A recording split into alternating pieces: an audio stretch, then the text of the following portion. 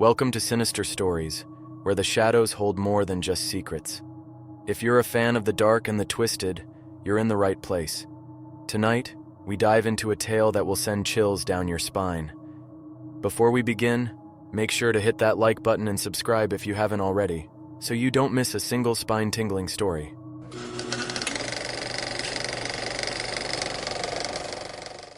When I saw the job listing, I couldn't believe my luck. A solitary position as a fire tower lookout in the middle of a sprawling state park sounded like heaven.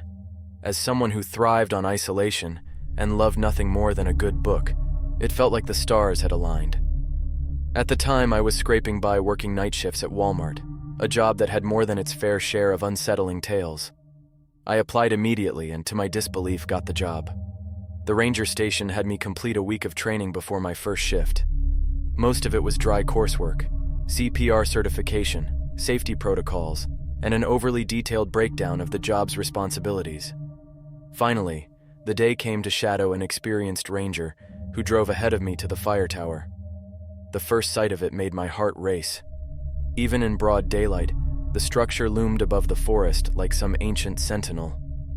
Tall metal pylons held up the narrow staircase leading to the top, a tiny box perched in the sky. "Impressive, isn't it?" the ranger asked, smiling as he climbed out of his truck. "Yeah," I lied, masking the sudden wave of unease that struck me. I didn't hate heights, but I'd never been thrilled by them either. As we ascended the stairs, my anxiety grew. The steps were narrow, with a faint rust along the edges, and the metal creaked under our weight. I gripped the railing so tightly my knuckles turned white. When we reached the top, the ranger unlocked the trapdoor and pushed it open. The view hit me like a punch to the chest.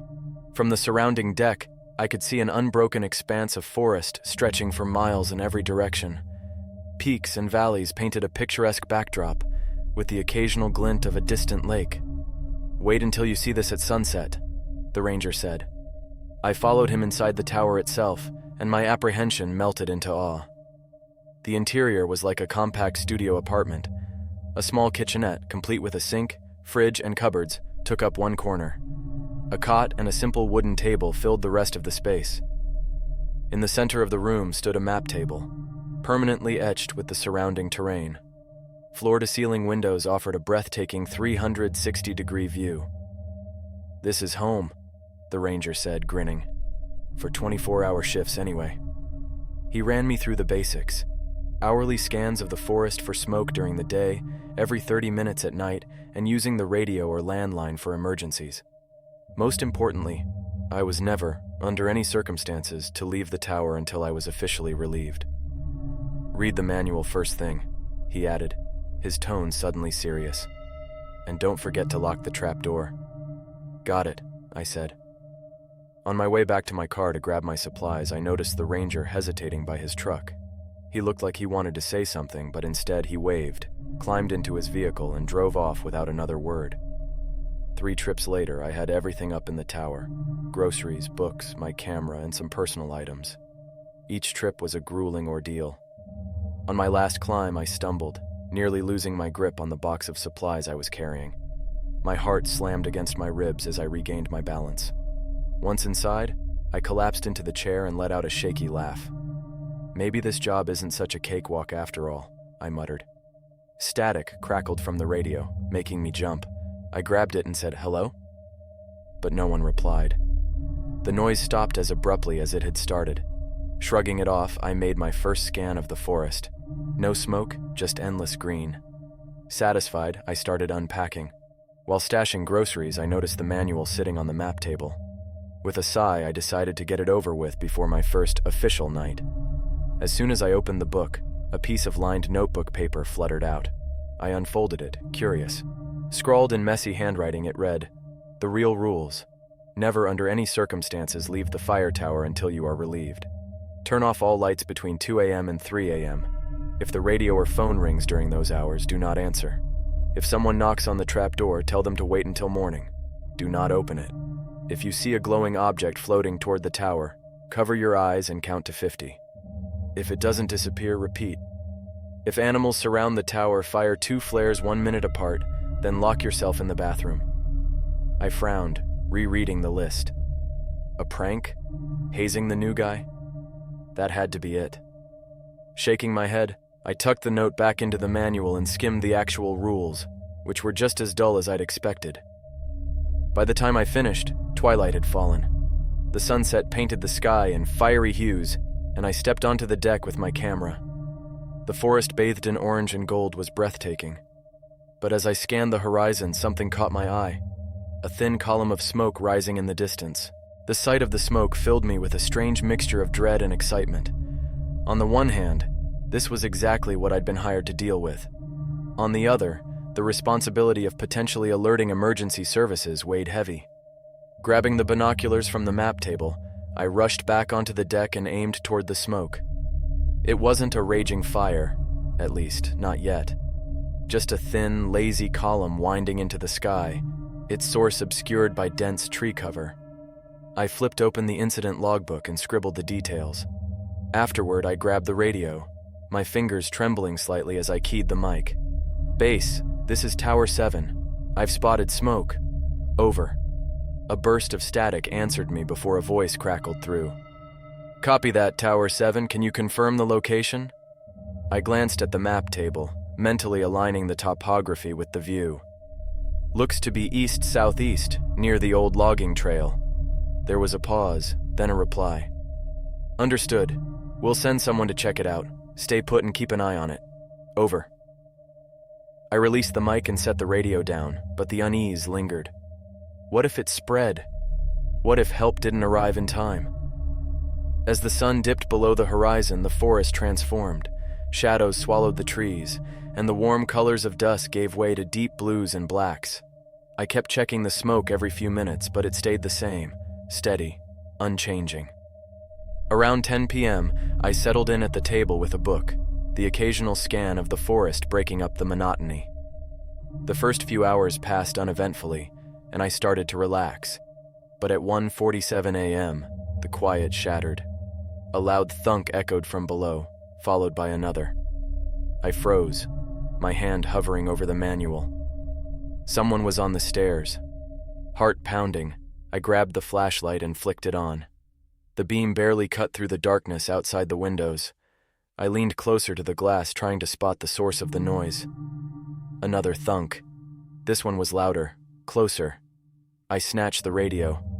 "Base, this is Tower 7. I think there's someone..." Static roared, drowning out my words. I turned the knob, trying to clear the signal, but the static persisted, louder and angrier with each adjustment. Then came the knock.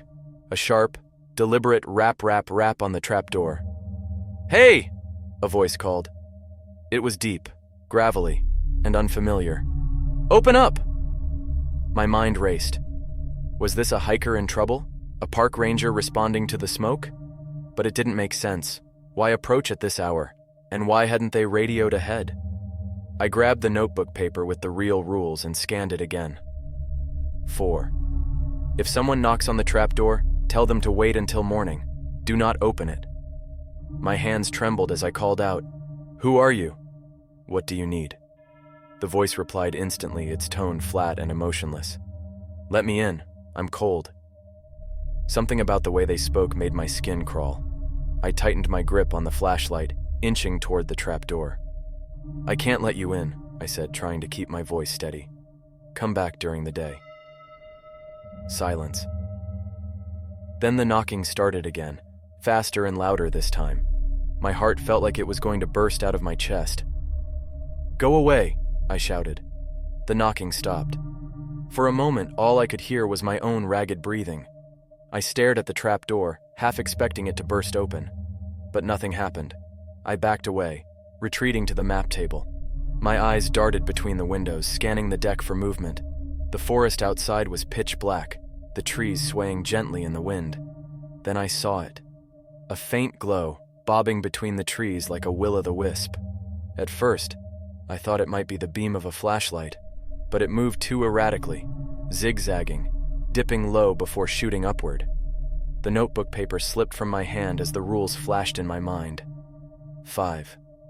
If you see a glowing object floating toward the tower, cover your eyes and count to 50.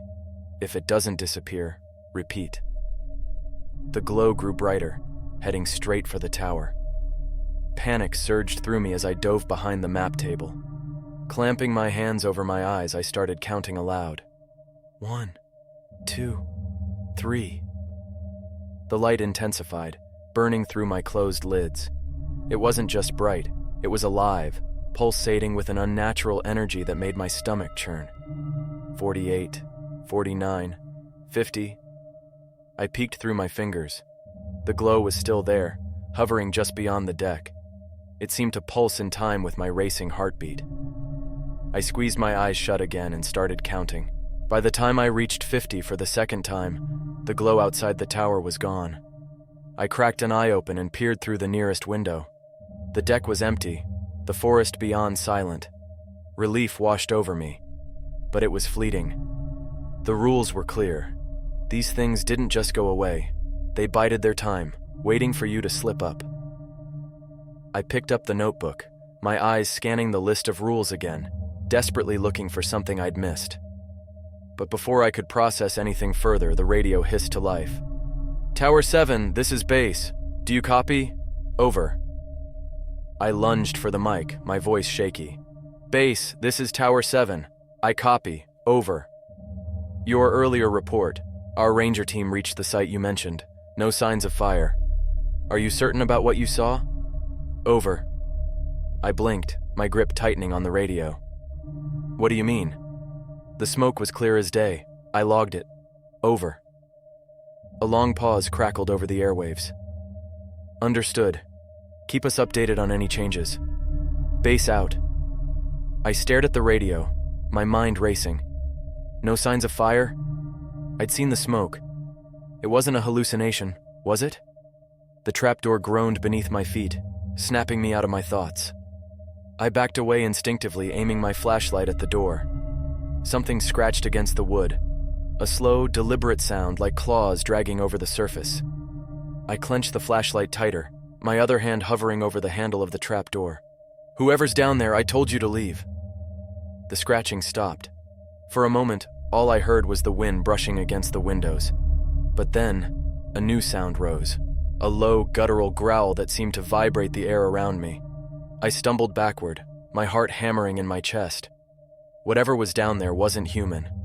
The rules. My mind screamed at me to remember the rules. I scanned the list again, desperate for guidance. Nothing mentioned growling or scratching. Then I noticed it, scrawled in tiny handwriting at the very bottom of the page, almost as an afterthought. 6. If the rules don't apply, don't leave the tower. Wait until sunrise. I dropped the notebook and bolted the trapdoor shut, my hands trembling as I secured the latch. The growling intensified, joined by a series of heavy thuds against the door. It wasn't trying to knock. It was trying to break in. I retreated to the far corner of the tower, my back pressed against the wall. My flashlight flickered, its beam growing weaker with every passing second. Come on, I muttered, shaking it. The light steadied for a moment before dimming again. The thudding stopped. I held my breath, straining to hear anything over the deafening silence. Then, a voice. Let us in. It wasn't the same gravelly voice from before. This one was softer, almost melodic, but it wasn't any less terrifying. Please, it continued. It's cold out here. We just want to talk. I shook my head, clamping my hands over my ears. You're not real.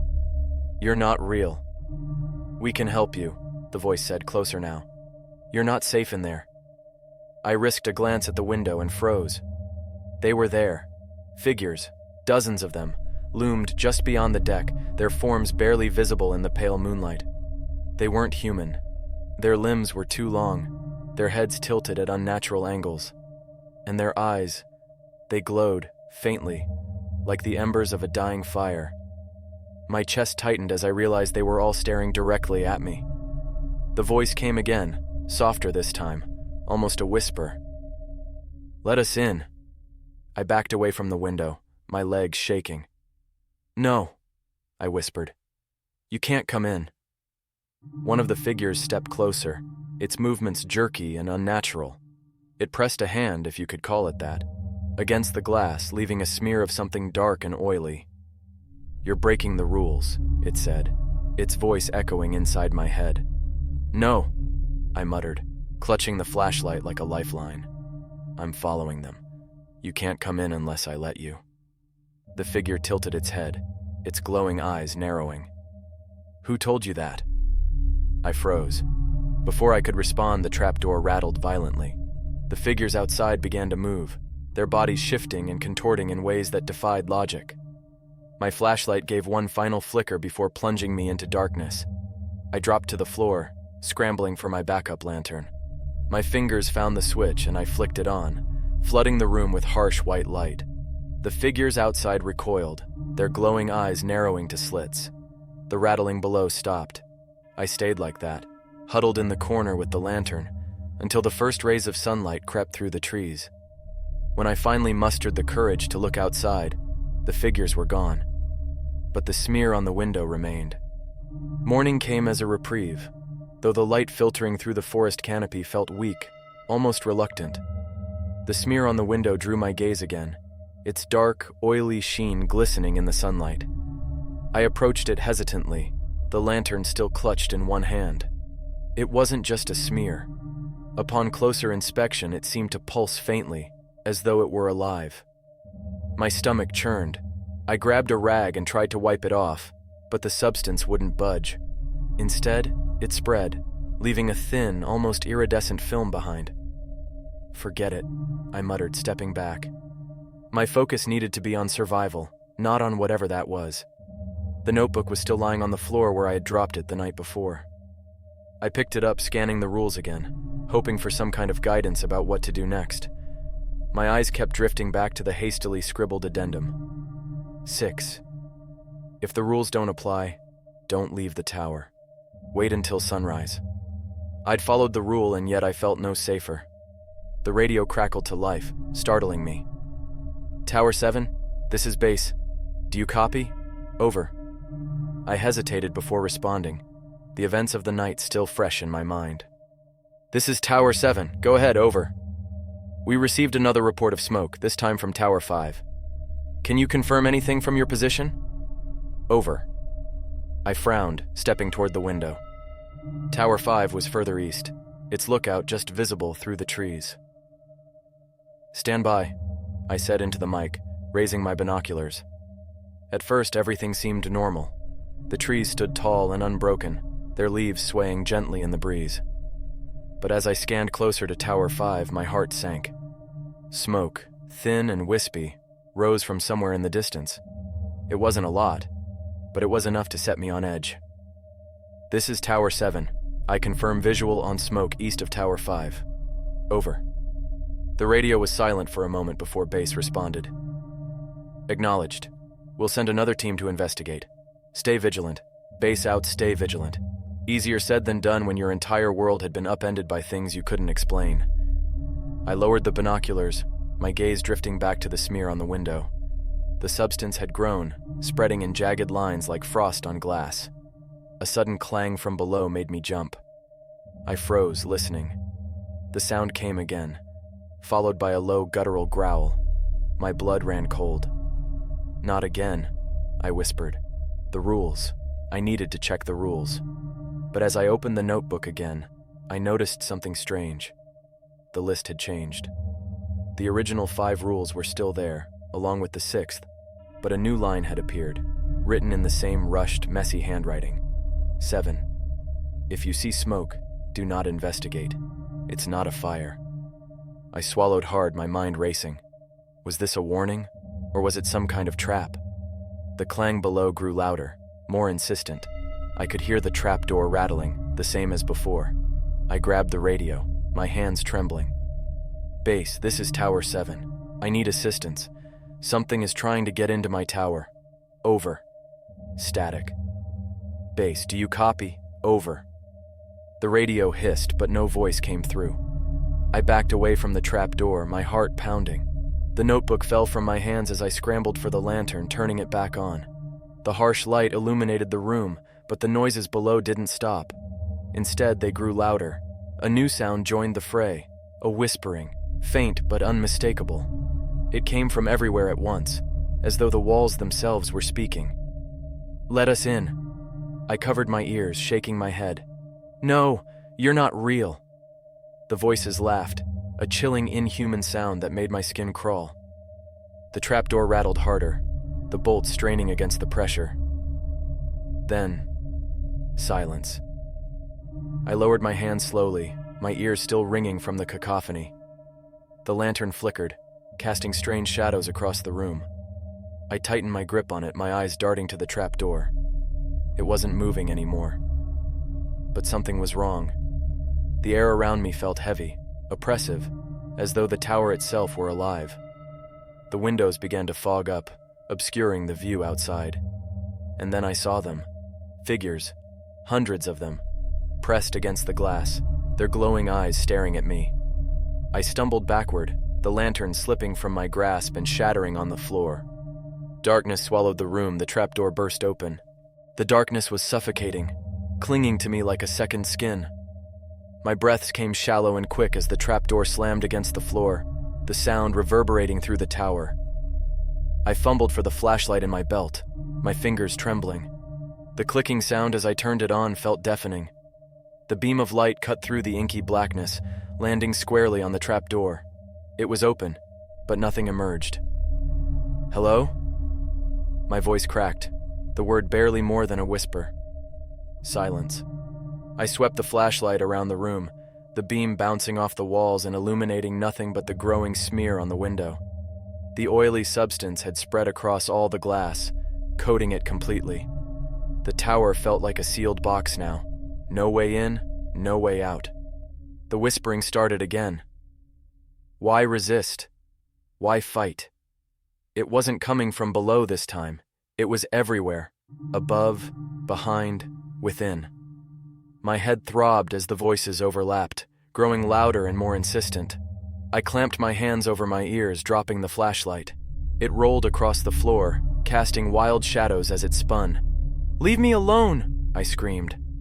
The voices fell silent, replaced by a new sound. Footsteps. They were slow, deliberate, and they were coming up the stairs. I froze, every muscle in my body locking into place. The beam of the flashlight stopped moving, its light illuminating the trapdoor. A hand emerged, pale and too long, its fingers bending at unnatural angles as they gripped the edge of the trapdoor. I backed away, my foot hitting the fallen notebook.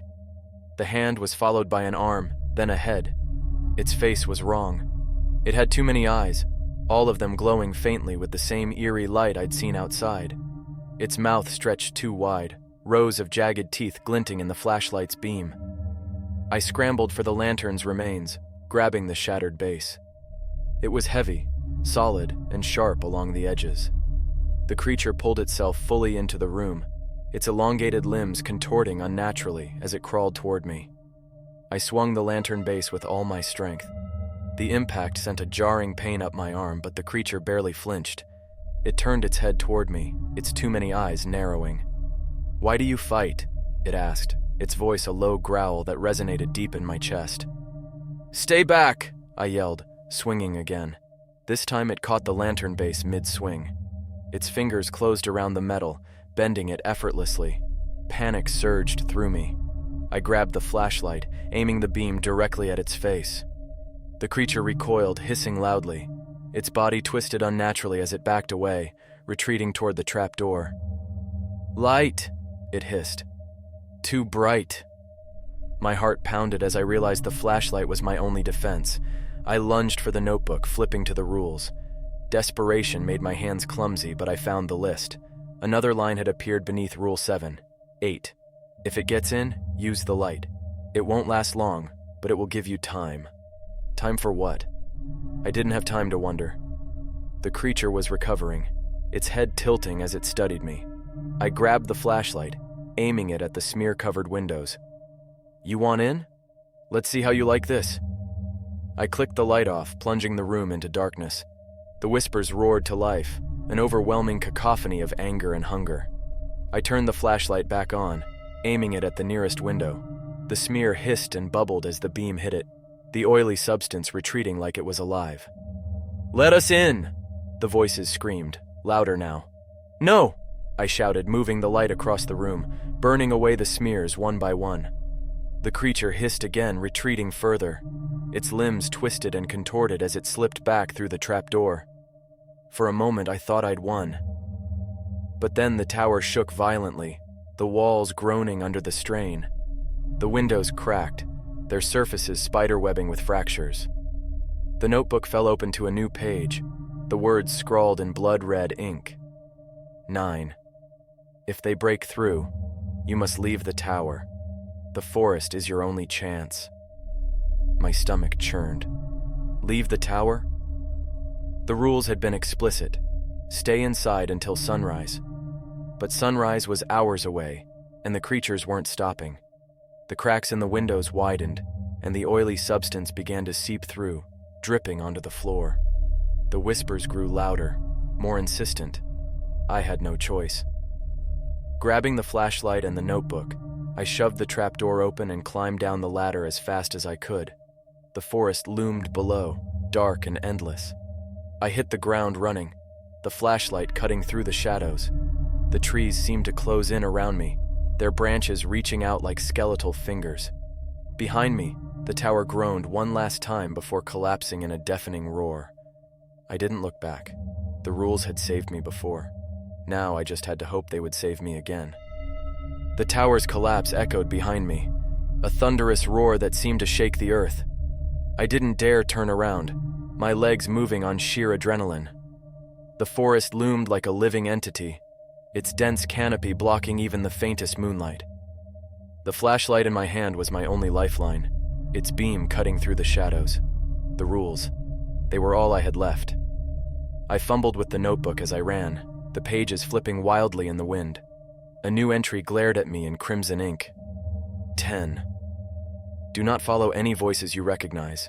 They are not who you think they are. My chest tightened. The forest was eerily silent now, the kind of silence that presses into your ears and makes your thoughts unbearably loud. Then I heard it. Marcus! The voice was familiar, achingly so. It was Claire, my wife. I froze in my tracks, my breath catching in my throat. Marcus, help me! Her voice was filled with desperation, the kind that claws at your soul. Number. It couldn't be her. Claire was gone, had been for years. My knuckles whitened around the flashlight as I forced myself to move again. The voice grew louder, closer. Don't leave me, Marcus, please. It came from my left now, deeper in the woods. I gritted my teeth and pressed on, ignoring the tears that blurred my vision. The trees seemed to thicken, their gnarled branches tangling together like the ribs of a great beast. Roots jutted up from the ground, trying to trip me with every step. Marcus. This time it was quieter, almost gentle. I stopped again, my resolve wavering. Claire? My voice cracked. The flashlight flickered, its beam sputtering as if responding to my doubt. Please, Marcus, I need you. I knew the rules, but the pull was almost unbearable. That's when I saw it. A faint light in the distance, pale and flickering like a candle. Against every instinct, I moved toward it. The forest seemed to shift as I walked, the trees parting slightly to make way. The light grew brighter, and soon I could make out a clearing. In the center stood Claire.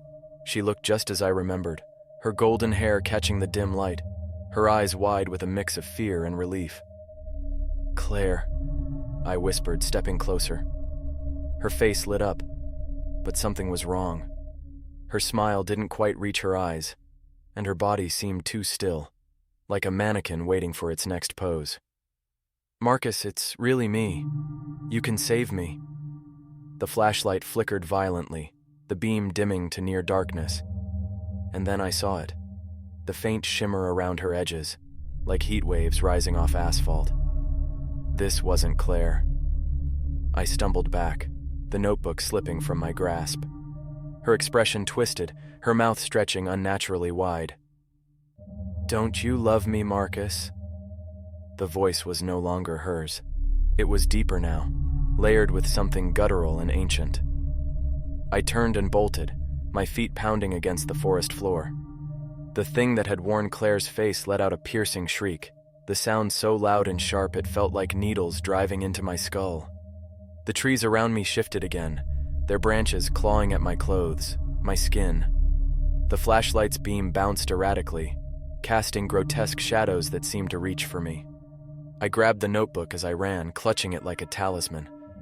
A new rule appeared, the ink dripping like fresh blood. 11. The forest has no end unless you find the path. The path? I scanned the ground frantically, but all I saw were gnarled roots and dead leaves. The shriek echoed behind me, closer now. The flashlight's beam dimmed further, the bulb on the verge of giving out. My heart raced as the world around me darkened. And then I saw it, a faint trail almost invisible winding between the trees. It glowed faintly, like embers buried beneath ash. I veered toward it, my legs burning as I pushed myself harder. The shriek grew louder, accompanied by the sound of heavy footsteps crashing through the underbrush. The trail twisted and turned, leading me deeper into the forest. The glow grew brighter, steadier, guiding me like a beacon. Finally, the trees thinned, and I stumbled into another clearing. In the center stood an ancient structure, a stone archway covered in moss and vines. Symbols were carved into the stone, glowing faintly with the same ember-like light as the path. The footsteps behind me stopped abruptly, replaced by a low, guttural growl. I turned to see the creature, the one from the tower. Its too many eyes glowed with malevolent hunger, its twisted limbs coiled like a spring ready to pounce. The notebook burned hot in my hand, the ink of the latest rule searing itself into my mind. 12. If you find the archway, step through. Do not hesitate. The creature lunged, its mouth opening impossibly wide. I dove for the archway, throwing myself through it just as the creature's claws grazed my back. For a moment, there was nothing but blinding light, and then silence. When the light faded, I found myself in a place that defied logic. The ground beneath me felt solid, yet shimmered like liquid mercury. The air was thick and tasted of electricity, every breath sending a faint buzz down my spine. Around me, there was no forest, no stars, no horizon, just an endless expanse of shifting colors, swirling like oil on water. I gripped the notebook tightly, the heat gone but the weight of it heavier than before. My flashlight was dead now, its bulb dark. I looked down at the notebook. The pages had stopped fluttering, resting on a single rule. 13. Wait for the guide. You cannot leave alone. A chill ran through me. Alone? A distant hum filled the air, growing louder. It was rhythmic, almost melodic, and yet dissonant, a sound that made the hair on my arms stand on end. Then I saw it. A figure emerged from the swirling colors, their form flickering like a broken hologram. They were tall and impossibly thin, their face obscured by a mask carved from wood, its surface covered in intricate runes that glowed faintly. The figure stopped a few paces away, tilting its head as if studying me. "Are you the guide?" I asked, my voice trembling. It didn't respond, but the hum intensified, the runes on its mask glowing brighter. Slowly, it extended a hand, its fingers impossibly long and jointed in ways that made my stomach churn. I hesitated. The notebook warmed in my hand again, and I flipped it open. A new rule appeared, the ink forming as I watched. 14. Trust the guide, but do not speak unless spoken to. I swallowed hard and took the figure's hand. Its touch was cold and dry, like polished stone. The figure turned and began walking, its movements fluid and unnatural, as though it was gliding rather than stepping. I followed, the shimmering ground rippling beneath my feet. The hum around us grew louder, more chaotic. Shapes began to form in the swirling colors, faces, limbs, eyes that blinked and stared. They pressed against the edges of this strange realm, their forms writhing as though they were trying to break through. I kept my eyes on the guide, forcing myself to ignore the horrors around me. We walked for what felt like hours, though time itself seemed meaningless here. The hum grew unbearable, the shapes more aggressive. One of them broke through, a skeletal hand clawing at the air just inches from my face. I flinched, but the guide raised its free hand, and the shape dissolved into mist. Finally, we reached another archway, the this one larger and more ornate than the last. The runes on its surface pulsed with light, casting eerie shadows across the shifting ground. The guide stopped and turned to me. For the first time, it spoke. The final rule. Its voice was layered, a chorus of tones that made my head throb. I opened the notebook, and the last rule appeared. 15. To leave, you must sacrifice what you came to protect. I stared at the words, my heart sinking. Protect? What had I come to protect? Then it hit me. The photo. I reached into my pocket and pulled out the picture of Claire. It was wrinkled and smudged from the night's chaos, but her smile was still there, as radiant as ever. My throat tightened. This was all I had left of her, the only tangible piece of a life I'd lost. The guide extended its hand again, waiting. No, I whispered, clutching the photo to my chest. The hum grew louder, the colors around us swirling violently. The shapes pressed closer, their features twisted with malice. The guide didn't move, its hand still outstretched. Tears streamed down my face as I looked at the photo one last time. I'm sorry, I whispered, and placed it in the guide's hand. The moment the photo left my fingers, the realm around us exploded into light. The hum ceased, replaced by a deafening silence. When the light faded, I was standing at the edge of the forest. The sun was rising, its golden rays piercing through the trees. Birds chirped, and a cool breeze brushed against my face. I looked down at the notebook in my hand. The pages were blank now, the rules gone. I opened my pocket hoping against hope, but it was empty. The photo was gone. A bittersweet ache filled my chest as I turned and walked away. I didn't know who or what had written the rules, but they had kept me alive. And in the end, they had taken the one thing I wasn't ready to let go of. As I reached my car, I glanced back at the forest one last time. The fire tower was gone, as though it had never existed. But deep in the shadows, I thought I saw a figure watching me. The guide. It raised a hand, as if in farewell, and then disappeared. I climbed into my car, started the engine, and drove away, the rules etched into my memory.